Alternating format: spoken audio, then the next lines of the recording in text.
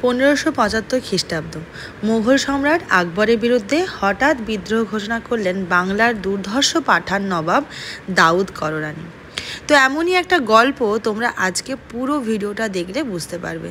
জানো তো, এই ভিডিওটা হচ্ছে পয়লা বৈশাখের অনেক দিন আগে আমি করেছিলাম, কিন্তু তোমাদের সাথে শেয়ার করে উঠতে পারিনি।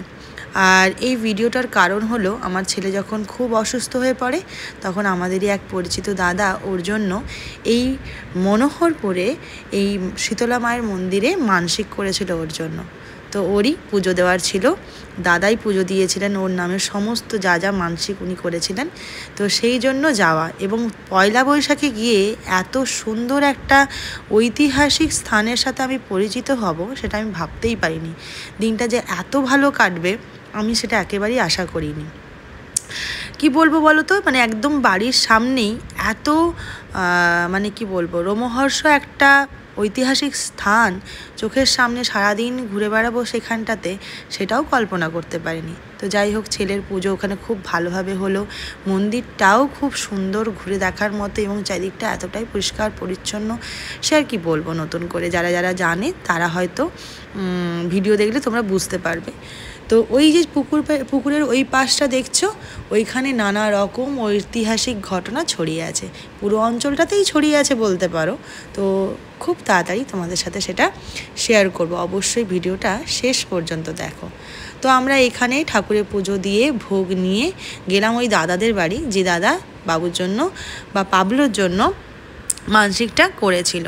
সেখানেই আমরা আজকে দুপুরে খাওয়া দাওয়া করেছিলাম, মানে খাওয়া দাওয়া করেছি বলতে পারো। আর তারপরে আমরা ওখান থেকে গিয়েছিলাম ওই ঐতিহাসিক স্থানে, একদমই কাছে, পাশের বাড়ি বলতে পারো। মায়ের মন্দিরের আগের দিকেই ছিল এই শিবালয়। এখানে জল ঢালার জন্য অনেক ভক্তা পড়েছিলেন, প্রায় 1 মাস ওনারা থাকবেন। তো শিব মন্দিরেও বাবুর জন্য পুজো দেওয়া হলো। আর বাবু তো মানে পাবলো চট করে কারো কাছে যেতে চায় না, কিন্তু দাদার সাথে কি সুন্দর ঘুরছে, আমরা দেখে একটু অবাকও হয়েছিলাম। আর মন্দিরটাতে এত শান্তি লাগছিল, আর পয়লা বৈশাখে এরকম শান্তি কে না চাই বলো। আর পয়লা বৈশাখের সময় মানে বুঝতেই পারছো, বেশ গরম ছিল, কিন্তু মন্দিরের কার সাথে এত ঠান্ডা, ভেতরেও খুবই ঠান্ডা। আর এখন যে আমি দূর থেকে স্কুলটা দেখালাম, আর এই দিকের যে প্রাইমারি স্কুলটা দেখতে পাচ্ছ, সবই এই ঐতিহাসিক ঘটনাই এর সাথে জড়িয়ে আছে। পরে তোমাদের সাথে সবটা শেয়ার করব। আমার তো এত ভালো লাগছিল যে এমন একটা জায়গায় এসেছি আজকে পয়লা বৈশাখের দিন, মানে আমি ভাবতেই পারছি না। আর আমার এই ঐতিহাসিক ব্যাপারগুলো ভীষণই টানে, তো যার জন্য এই গল্প শুনতে আমি ভীষণই আগ্রহী। তাই জন্য বারবার করে তাড়াতাড়ি ভাবছিলাম যে কখন আমরা যাব, খাওয়া দাওয়া করব, আর কখন আমি যাব ওই ঐতিহাসিক জায়গায়। তো চলো, এখন যাচ্ছি আমি দাদাদের বাড়ি। দেখতেই পাচ্ছ দিদি পুরো ভোগ নিয়ে নিয়েছে, আর এবার আমরা দাদাদের বাড়িতে প্রায় পৌঁছেই গেছি। আর দেখো, ঢুকতেই পুরো ধান মেলানো আছে, ধান শুকনো হচ্ছে তখন রোদে। আর আমরা গিয়ে বসবো, এমন সময় দেখি এই দুটো খরগোশ। তো আমার ছেলে তখন একটু ছোটো ছিল, এখনও ছোটোই, কিন্তু ওদেরকে প্রথম এরকম দেখেছে তো কাছে, বেশ এক্সাইটেড। আর ওরাও বেশ ভালোই খেলছিল ওর সাথে। আর কিছু কিছু সময় তো আমারই ভয় লাগছিল যদি কামড়ে দেয় বা কিছু করে। ওর দেখলাম একেবারেই ভয় নেই, ও তো চাইছে মানে ওর কোলে উঠুক, বা মানে ও আদর করবে, কোলে নিয়ে ঘাঁটবে, এরকমটাই চাইছে। আর আমিও একটু সেই সুযোগে একটু আদর টাদর করে নিলাম, কি কিউট ছিল, আর এত নরম, মানে সত্যিই কোলে নিয়ে ওদেরকে আদর করতে ইচ্ছে করবে তোমারও। আর দেখো, তারপরে আমার ছেলের এই মানে খুশির মুহূর্তটা রেখে দিলাম, ও বড় হয়ে দেখবে কি মিষ্টি ওর ছানাগুলো। আর ও বেশ ওদেরকে ছাড়তে চাইছে না, আর ও আবার বেশি আদর করতে চাইছে বলে তারা আবার পালিয়ে যাচ্ছে। ও তো বোঝে না যে ওর হাতের চাপটা তাদেরকে কতটা লাগছে বা লাগছে না, ও তো জোর করে ধরতে চাইছে, আর তারা তত পালিয়ে যাচ্ছে পরের দিকে যখন বুঝলো। যাই হোক, তারপরে ওখানে সুন্দর ওদের সাথে খেলাধুলো করলো, আর ওরও দেখলাম বেশ সুন্দর লেগেছে, মানে ও চট করে গিয়ে এতটা সুন্দরভাবে কাটায় না, একটু ভয়ে ভয়ে থাকে, সবার কাছে যায় না। তারপরে গেলাম দাদাদের ঠাকুর ঘরে। এবার দেখি ওখানে বসিয়ে দিতে নিজের থেকে জগন্নাথ দেবের এই ফটোটা তুলে এরকমভাবে প্রণাম করছে। এবার দেখি এরকম হঠাৎ করেই ও এটা নিজের থেকেই করলো। আর দাদাদের আমি ভয় পাচ্ছিলাম যে এরকম ঠাকুরের সিংহাসন থেকে ঠাকুর তুলে নেওয়াটা ঠিক না, কিন্তু দাদারা বলল যে না, ছোট বাচ্চা তো, কিছু অসুবিধা নেই। আর দাদা বাড়িতে এই সুন্দর গোপাল আছেন, আর গোপালের ভোগও দেওয়া হয়, ভীষণ সুন্দর করে সাজিয়ে রাখা ছিল। আর গোপালকে এত মিষ্টিও লাগছিল দেখতে। তারপরে একটু ছাদটা ঘুরে দেখলাম, আর বেরিয়ে আসার সময়ও হয়ে গেছে।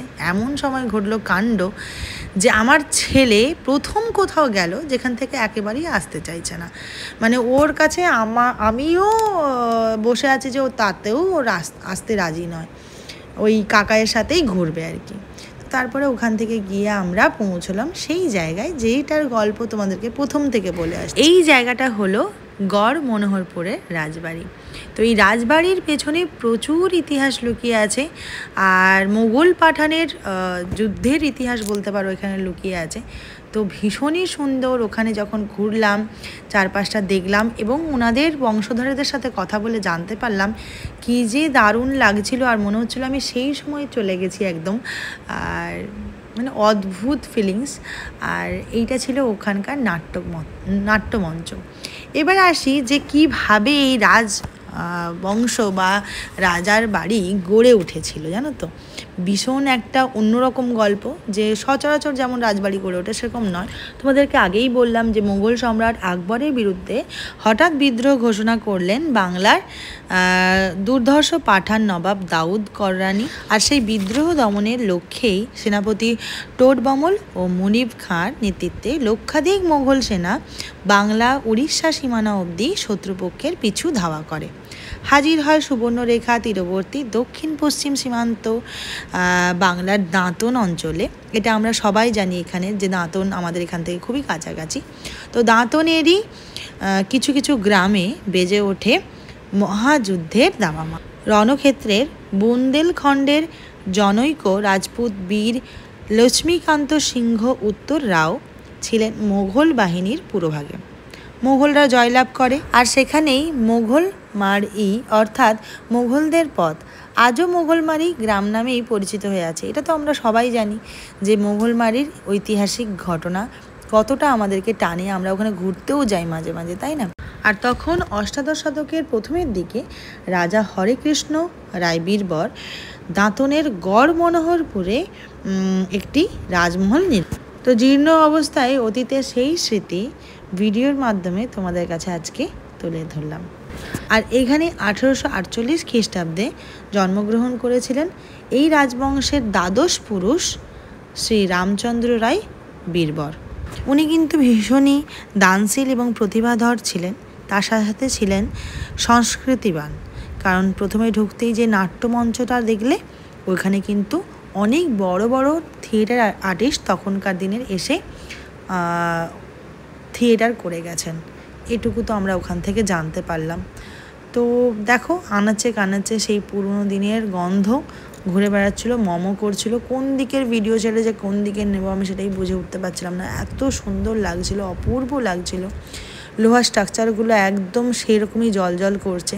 চারিদিকের আনাচে কানাচে যেন মনে হচ্ছে ইতিহাসের গন্ধ, আর খুবই ভালো লাগছিল। আর এখন যারা যারা ওখানে আছে তারা সবই এই রাজবংশেরই বংশধর আর কি। তো আমরা চলে গেলাম ওপরে, যেহেতু দাদার বাড়ির সামনেই তাই দাদার সবাই পরিচিত, তাই আমরা গেলাম ওপরে গিয়ে আমরা প্রথমেই দেখতে পেলাম যে সেই পুরনো কুলদেবতার মন্দির। এখানে আরেক গল্প যে যা যা ঠাকুর তোমরা দেখতে পাচ্ছ, কৃষ্ণদেবের মূর্তি, রাধার মূর্তি, সবই পুরনো, সেই 300 বছরের ঠাকুর। এটা প্রায় 300 বছর থেকে 400 বছরের ঠাকুর এগুলো। এর মধ্যে আরও গল্প আছে। আমাদেরকে যখন বলেন যে পরিচয় করিয়ে দেন যে ঠাকুরগুলো কি আছে, তার সাথে বলেন একজন বিধবা রাধা। তখন আমরা অবাক হই যে বিধবা রাধা আবার। প্রথম যে একদম কৃষ্ণমূর্তি এবং রাধা মূর্তি ছিল, তো সেই জুটির মধ্যে কৃষ্ণমূর্তি চুরি হয়ে যায় এবং রাধা তখন একা থাকেন, তাই জন্য বিধবা রাধা বলা হয় ওই রাধার মূর্তিটাকে। আর তার পরেই আবার কৃষ্ণমূর্তি এবং রাধার মূর্তি তৈরি হয়, সেটাও বেশ পুরনো। এই ঘটনাও অনেক পুরনো। তাহলেও প্রথম যে একদম রাজবাড়ির সাথে যে প্রথম যে মূর্তি কৃষ্ণমূর্তি, ওটা চুরি হয়ে যায়, ওই জন্য ওই রাধার নাম হচ্ছে বিধবা রাধা। মানে ওই রাধা কিন্তু আছেন। তো ইনি হলেন এই রাজবংশেরই এক বংশধর। তো ওনার কাছ থেকে কিছু গল্প শুনছিলাম, প্রচুর ছোট ছোট গল্প, সবটা তো তোমাদের সাথে তুলে ধরতে পারবো না, তো তাও শুনতে পারো। বুন্দেলখণ্ড মানে সেই সময় মুঘলদের একজন বীর সেনাপতি ছিলেন লক্ষ্মীকান্ত সিংহ উত্তররা। তো উনি ওনার নেতৃত্বেই পাঠান দমন হয় এবং পাঠানরা পরাজিত হয়। সেই সময় লৌহ কামান একটা উপহার দিয়েছিল ওই ব্রিটিশরা আর কি, তখন তো ব্রিটিশদের হ্যাঁ সেই সময় তিনি আর কামানটা কোথায় গেল? কামান তো চুরি হয়ে গেছে। হ্যাঁ, এটা এরও একটা হিস্ট্রি আছে বলছি। সেই সময় উনি থেকে যান আর যাননি আর কি, এখানেই থেকে গেছে। হ্যাঁ আচ্ছা, আপনারা দাঁড়িয়েছেন চেয়ার টিয়ারে বসে? না না, ঠিক আছে ঠিক আছে, অসুবিধা নেই। তো সেই সময় তিনি থেকে যান। এখানে বামনদা বলে একটা জায়গা আছে ফার্স্ট, ওখানে বসতি স্থাপন করেন। বামনদার পরে তারপরে এই দাঁতনে উত্তর রায়গড় বলে জায়গা আছে, যেখানে এই রাজবাড়ির দুর্গা পূজা হয়। উত্তর রায়গড় মানে ওই আমাদের এই নামের টাইটেল অনুসারে ওই গ্রামটার নাম উত্তর রায়গড় হয়েছে আর কি। তো ওখানে আমাদের আদি বাড়ি ছিল, অভিনয় হতো আর কি। তো অনেক বড় ওই কামান হারিয়ে যাওয়ার গল্পও ছিল, সেটা আর তুলে ধরতে পারলাম না। আর এই দেখো পুচকিটা, এটা হলো রাজকন্যা কিন্তু, কারণ ওই দাদার মেয়ে স্বাভাবিকভাবে রাজকন্যাই দাঁড়ায়। তো তারপরে আমরা নিচে এলাম, দেখো দালানটা কি সুন্দর, আর এখানেই এখনও ওনারা সবাই থাকেন। তো এখানে আরেকজন ঠাকুমা, মানে এই রাজবংশেরই আরেক রানীর গল্প শুনলাম, যেটা আমি ছবি তোমাদেরকে দেখাচ্ছি, যে ইনি এখানকার অন্যতম আরেকজন রানী, যিনি কিনা ছিলেন আগরতলার মেয়ে। আর ওখানকার নিয়ম ছিল কি জানো তো, সমুদ্রের যে ছবি পাঠানো হবে সেটা মাথায় ঘুমটা দিয়ে। তো এই ফটোটা হচ্ছে সেই প্রথম যে সম্বন্ধ পাঠানো হয় দাদুর জন্য এখানকার, মানে ওই দাদার যে দাদু তার জন্য, তো তার প্রথম সেই ছবি। কি অদ্ভুত লাগছে আমার দেখে, তো এত ভালো লাগছিল এই গল্পগুলো শুনতে যে কী করলো, এবং সবই কিন্তু হাতে আঁকা এগুলো। তো এই যতটুকু শুনলাম দাদার কাছ থেকে, যে এটা অ্যাকচুয়ালি হেরিটেজ হওয়ার প্রসেস চলছে, আইন কানুন যা থাকে সেগুলো চলছে। আর যদি কোনোভাবে এটা আটকে যায় তাহলে হয়তো এইভাবেই এটা একদম মাটিতে মিশে যাবে, আর সাথে কত ইতিহাস নিয়ে সব কিছু শেষ হয়ে যাবে। তাই যত তাড়াতাড়ি এইটা হেরিটেজ হয়ে যায় ততই ভালো। তো তাই বাড়ির সামনের এমন এক ঐতিহাসিক ঘটনা তোমাদের সাথেও শেয়ার করলাম। কেমন লাগলো অবশ্যই জানিও, আর কিছু ভুল কথা বলে থাকলে সেটা যদি তোমরা ঠিক জানো সেটাও আমাকে জানিও। চলো টাটা।